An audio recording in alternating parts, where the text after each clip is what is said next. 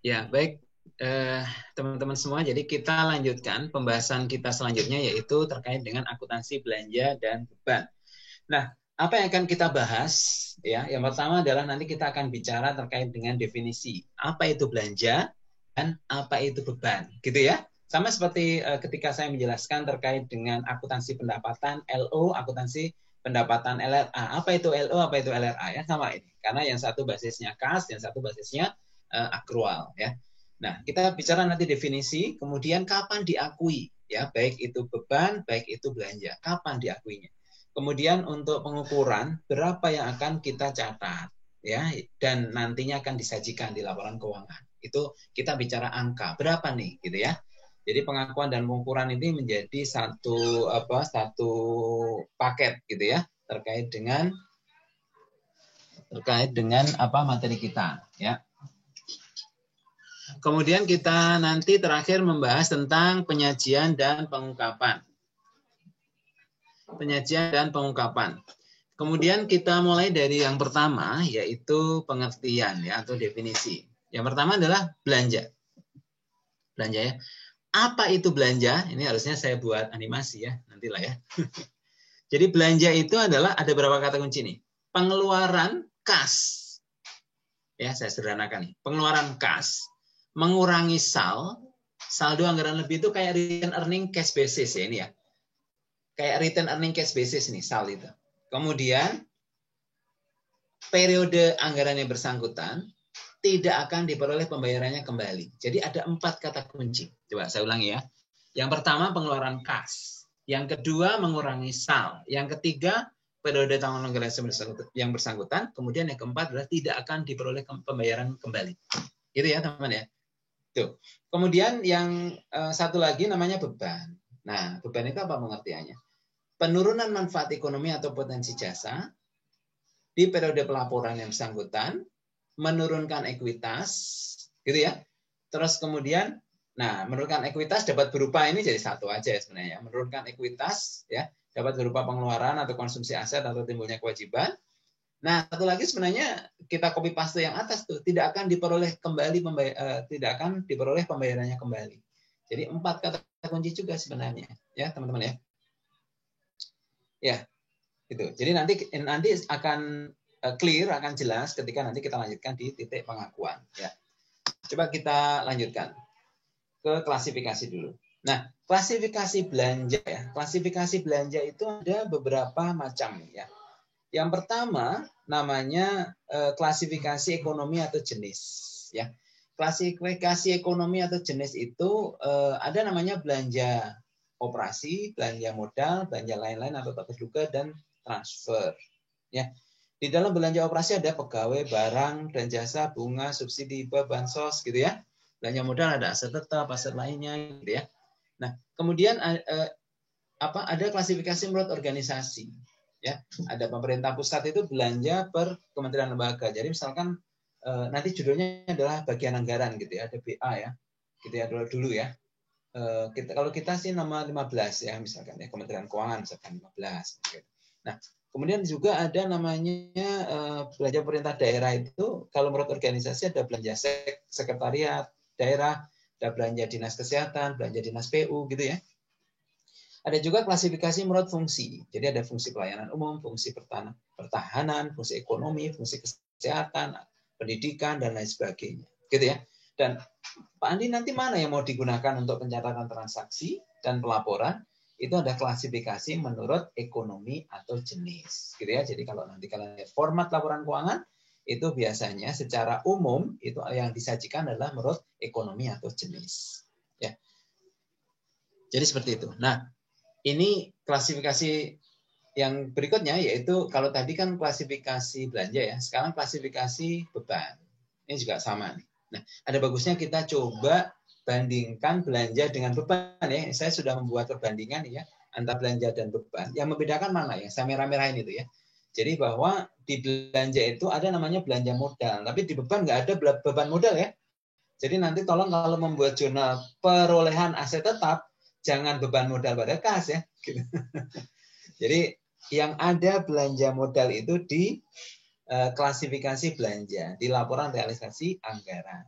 Sedangkan di beban itu meskipun tidak ada belanja modal, tapi dia ada namanya beban penyusutan aset tetap ya, atau beban amortisasi. Ada juga namanya beban penyisihan piutang tak tertagih gitu ya. Ada di sini. Oke, itu yang membedakan. Yang lain sih kurang lebih sama ya.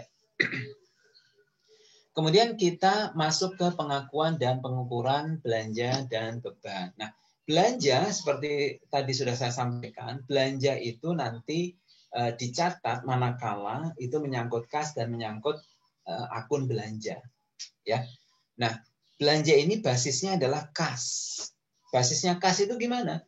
Ya diakui pada saat kas itu dikeluarkan dari rekening kas umum negara atau daerah. Gitu ya. Tapi di sini ada note ya. Jadi kalau di pemerintahan itu nanti mengenal namanya home office branch accounting ya. Jadi BUN itu adalah kantor pusat atau BUD itu kantor pusat, Satker itu adalah kantor cabang. Gitu ya. Ibaratnya seperti itu nanti ya. Tapi di awal pemahaman kita terkait dengan akuntansi pemerintahan ini, dasar-dasar akuntansi pemerintahan ini nanti saya sederhanakan itu menjadi single entity saja ya sementara ya. Oleh karena itu kenapa setiap saya jurnal itu kita menggunakan akun namanya kas saja gitu ya, bukan kasnya dari kantor pusat atau kasnya dari kantor cabang gitu ya. Jadi kita menyederhanakan dulu nih di awal-awal pertemuan kita ini ya. Nah, khusus untuk pengeluaran melalui bendara pengeluaran. Nah, bendara pengeluaran itu siapa? Kalau di komersial, bendara pengeluaran itu pemegang petty cash ya. Bendara pengeluaran itu adalah pemegang petty cash. Ya, kalau di kita pemegang kas kecil gitu ya, kalau di komersial, kalau di pemerintahan itu namanya bendahara pengeluaran. Gitu ya. Jadi ada namanya bendahara pengeluaran di Satker itu ya, ada namanya bendahara penerimaan. Gitu. Bendahara penerimaan itu menerima pendapatan, bendahara pengeluaran itu menerima uang untuk dibelanjakan. Ya. Uangnya namanya petty cash atau uang persediaan, ya, namanya uang persediaan. Ya, seperti itu.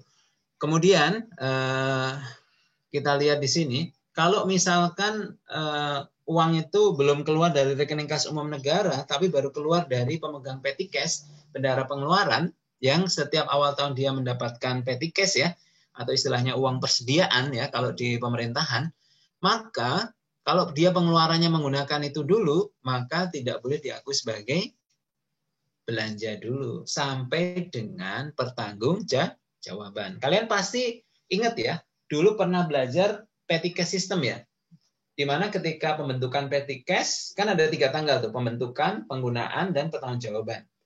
Yang ada jurnal kan cuma pembentukan dan pertanggungjawaban kan. Ketika penggunaan tidak ada jurnal, ya gitu. Ketika di SPJ kan baru ada jurnal. Beban pada kas, bukan beban pada petty cash, betul nggak?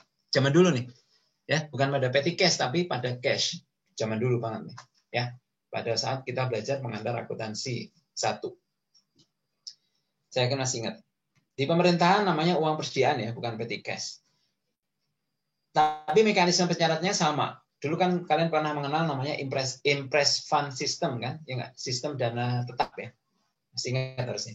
Kalau enggak nanti kita bahas belakangan. Nah, belanja itu diukur berdasarkan nilai nominal yang dikeluarkan tercantum di dokumen sumber pengeluaran yang sah. Nah, kalian pasti harusnya sudah sangat paham ya terkait dengan dokumen sumber. Masih ingat nggak dokumen sumber yang ada di pemerintahan? Kalau nggak, coba saya ingatkan ya. Coba saya buka dulu materi saya pernah membuat soal simulasi ya. Di sini ada akuntansi pemerintah pusat. Nah, itu di sini ada soal simulasi. Di sini ada soal simulasi akun pusat. Nah, itu ada dokumen sumber nih. Ya. Dulu yang membuat teman-teman Perben ya. Saya coba merapikan ya. Nah, ini sebentar, ini biar tampil dulu nih. Nah, ini adalah contoh bukti-bukti transaksi. Jadi misalkan belanja pegawai. Belanja pegawai itu di sini ada namanya SP2D. Gitu kan? SP2D. Ya, ada SP2D. Surat Perintah Pencairan Dana. Gitu ya. Ini angkanya 143.101. Nah, SP2D ini muncul karena kita mengeluarkan dari kantor itu SPM, Surat Perintah Membayar. SP2D itu dari KPPN ya, atau kuasa BUN ya. Gitu ya kalau di pemerintahan. Kasih pencairan dana ini KPPN. Ya, kuasa bun. Ya. Kemudian di sini ada namanya SPM, surat perintah membayar. Yang tanda tangan siapa? Atas nama KPA. Nah, ini KPA nih. Jabat penandatangan SPM. Ya, ini kepala kantor nih ya. Kepala kantor yang bersangkutan. Ya. Di sini ada kode-kode akunnya. Jadi ini ada 150 juta ini, potongannya ini. Gitu kan ya. Sehingga netnya 143 yang ada di SP2D. Jadi kalau kita lihat SP2D itu netnya. Gitu ya. Nah, sebelum SPM itu ada namanya SPP, surat perintah pembayaran. Di kantor yang bersangkutan. Isinya adalah kita menggunakan anggaran yang mana dan berapa. Jadi di sini makanya ada pagunya berapa, SPP ini berapa, saldo atau sisa dananya berapa. Gitu ya. Jadi pertanyaan saya, kalau kita bagian akuntansi, ya mau mencatat transaksi, dokumen yang bisa menunjukkan kode akun dan nama akun adalah SPM itu terutama.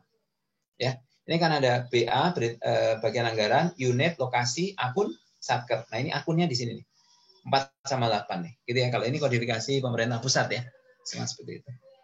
Ya, oke ya teman-teman ya. Ini terkait dengan dokumen-dokumen yang ada di di pelaksanaan anggaran ya, di pelaksanaan anggaran. Terus kemudian kita lanjutkan terkait dengan pengakuan dan pengukuran beban. Beban itu kapan diakui dan diukur? Sebentar, kalau yang belanja tadi udah belum ya? Oh iya, ini sudah ya? Ya, ini sudah ya. Oke. Kalau yang beban sekarang, ada 3. Timbulnya kewajiban, berarti beban pada utang. Konsumsi aset berarti beban pada kas atau beban persediaan pada persediaan. Gitu kan? Contohnya. Penurunan manfaat ekonomi adalah beban penyusutan pada akumulasi penyusutan. Gitu contohnya ini ya. Jadi ada 3 hal ya. Pengakuan beban ya. Timbulnya kewajiban, konsumsi aset, dan penurunan manfaat ekonomi.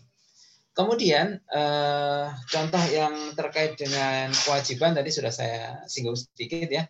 Contohnya misalkan diterima tagihan listrik atau telepon, berarti beban listrik pada utang listrik gitu ya di akhir periode. Konsumsi aset tadi sudah saya jelaskan minimal ada 2 tadi ya. Yang pertama beban pada kas, yang kedua beban persediaan pada persediaan, misalkan gitu ya. Konsumsi pemakaian bisa aset, bisa non cash atau non aset non kas gitu ya. Ya, ini ya. Aset non kas, bisa aset non kas, bisa juga pengeluaran kas. Ya, tapi debitnya tetap beban.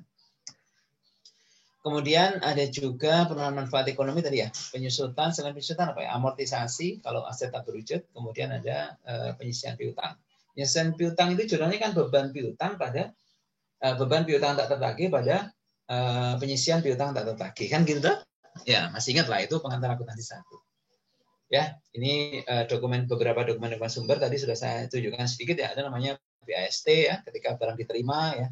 Namanya berita acara serah terima, ada daftar gaji, SP2D, SPM, dan SPP, dan lain-lain. Kemudian selanjutnya kita melihat pencatatan transaksi. Nah, pencatatan transaksi itu apakah beda dengan komersial? Seperti tadi saya tanyakan di bahasan sebelumnya terkait dengan pendapatan. Bedanya di mana dengan komersial? Bedanya adalah di jurnal yang hijau. Ya, jurnal yang hijau ini baru kita buat kalau melibatkan kas dan melibatkan akun belanja, gitu kan? Nah, kalau jurnal beban pada utang berarti tidak perlu kita buat jurnal realisasi pelaksanaan anggaran. Yang perlu adalah kalau kita buat jurnalnya, finansialnya adalah beban pada kas. Maka perlu buat jurnal belanja pada akun penyeimbang. Gitu ya.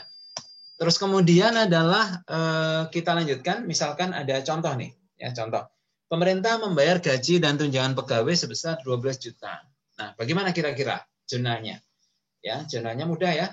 Kalau accrual basis kan beban gaji dan tunjangan atau beban pegawai pada kas. Nah, karena transaksi ini menyangkut kas dan menyangkut akun-akun LRA, maka selain jurnal yang di atas ini, juga perlu kita buat jurnal realisasi pelaksanaan anggaran, di mana kita harus mencatat belanja, gaji, dan tunjangan pada akun penyeimbang. Gitu ya teman-teman ya. Ini contoh. Contoh 2, misalkan akhir tahun, ya kita membuat jurnal penyesuaian, gitu ya, yaitu menerima tagihan listrik bulan Desember. Ya, seperti sudah saya sampaikan bahwa tagihan listrik ini atau pemakaian listrik itu biasanya kita terima awal Januari tahun berikutnya. Ya, tadi saya sampaikan ada namanya subsequent event. Ya, subsequent event. Subsequent event itu adalah sampai dengan laporan keuangan itu diterbitkan, biasanya agak mundur ya, bisa Februari, bisa Maret gitu ya. Sampai dengan laporan keuangan itu diterbitkan, kalau ada kejadian yang mempengaruhi transaksi periode berjalan, maka itu ya sampai dengan Desember, maka itu harus dimasukkan di laporan keuangan itu. Ya, jadi tagihannya diterima tanggal 5 Januari tahun berikutnya. Ya, sebelum laporan keuangan itu terbit, itu maka ini harus dimasukkan di 31 Desember. Sehingga 31 Desember kita membuat jurnal penyesuaian. Ini namanya subsequent event ya. Sudah pernah belajar ya? Waktu komersial sudah pernah diajari menurut saya. Nah, jadi jurnalnya beban pada utang listrik, beban listrik pada utang listrik. Nah, apakah perlu dibuat jurnal realisasi anggaran? Jawabannya tentu saja tidak. Kenapa? Karena tidak memenuhi kriteria untuk menyusun jurnal realisasi anggaran. Karena tidak melibatkan kas. Tapi kan melibatkan belanja, iya. Karena syaratnya tidak hanya melibatkan akun-akun LLA, tapi syaratnya kumulatif ya, juga melibatkan kas. Gitu teman-teman ya. Kemudian yang terakhir adalah kita bicara penyajian dan pengungkapan. Bahwa belanja disajikannya pasti nanti adalah di laporan realisasi anggaran, sedangkan untuk beban penyajiannya nanti di laporan operasional di bagian bawah ya. Untuk menyusun netnya nanti namanya surplus atau defisit ya gitu. Kemudian juga nanti diungkapkan terkait dengan misalkan rincian beban atau belanja ya itu di catatan atas laporan keuangan gitu ya. Misalkan di situ juga dituliskan nanti beberapa hal ya. Misalkan targetnya berapa sih, termasuk pendapatan ya di yang saya sampaikan sebelumnya, pendapatan ya di CLK itu terkait dengan LO dan LRA itu pendapatan maupun belanja dan beban itu rinciannya, kemudian kenapa tidak tercapai targetnya, baik target penerimaan pendapatan maupun target pengeluaran ya. Karena target pengeluaran itu mengindikasikan seberapa efektif ya program itu bisa kita jalankan gitu. Jadi di mana kita tahu bahwa anggaran kita penyusunan adalah berbasis kinerja. Jadi kalau misalkan anggarannya terserap 95%, ya kita bisa sampaikan bahwa kinerja kita 95%. Atau kalau kita cuma bisa menyerap 50%, berarti kita bisa secara kasar menyampaikan atau secara gambaran kasar ya, kita menyampaikan bahwa mungkin 50% kegiatan yang baru bisa dijalankan gitu ya. Kalau kita baru ini ya. Ini gambaran kasarnya seperti itu. Meskipun perlu dilihat diidentifikasi lebih lanjut ya. Misalkan ada kendala gitu ya. Sekarang kan lagi musim pandemi nih ya. Nah, berarti mungkin harusnya ada anggaran perubahan ya. Dan kalau sudah anggaran perubahan, nah, kira-kira apakah tercapai ya? Misalkan kita realokasi ke penanganan dampak dari pandemi misalkan gitu ya. Maka realisasinya akan mengikuti. Ya, ini ada beberapa latihan ya. Ada latihan misalkan untuk mencatat belanja dan beban. Ya, nanti mungkin kalian coba ya, dicoba untuk dikerjakan dan nanti bisa diupload di situs ya, yang linknya sudah saya sampaikan. Mungkin itu ya terkait dengan belanja dan beban. Nanti kita setelah ini kita diskusi. Oke, ya. Terima kasih banyak.